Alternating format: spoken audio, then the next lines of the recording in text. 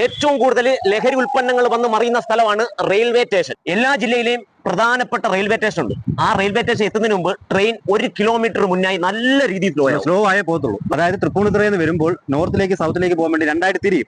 ആ സ്ഥലങ്ങളാണ് വളരെ സ്ലോ ആയിട്ട് വണ്ടി പോയിക്കൊണ്ടിരിക്കുന്നത്. ഈ ബീഹാറിൽ നിന്നായാലും ആസാമിൽ നിന്നായാലും ബംഗാളികൾ ഇവര് റെയിൽവേ സ്റ്റേഷൻ എത്തുന്നതിന് മുമ്പ് സാധനം എറിഞ്ഞിട്ട് കൊടുക്കുകയാണ്. അവിടെ ആളുമുണ്ട്. അങ്ങനെയാണ് ഇവിടെ ഏറ്റവും കൂടുതൽ ലഹരി വന്ന് മറിയുന്നത്. ബംഗാളി ആയാലും എല്ലാ ആൾക്കാരും കൊണ്ട് മറിക്കുന്ന സ്ഥലമാണ്. അങ്ങനെ ഒരു സ്ഥലമാണ്. തീരെ പൊടി കുഞ്ഞുങ്ങളെ കൈ വരെ ഇപ്പം മറ്റു ലഹരി പദാർത്ഥങ്ങളുണ്ട്. അതെ, 12 വയസ്സുകാരും 11 വയസ്സുകാരിക്ക് ലഹരി കൊടുത്ത് എന്തൊക്കെയാണ് കേൾക്കുന്നത്. അല്ലാതെ ഈ മാർക്കോ സിനിമയോ അല്ലെങ്കിൽ മലയാള സിനിമയോ കുറ്റം പറഞ്ഞിട്ടൊന്നും ഒരു കാര്യമില്ല.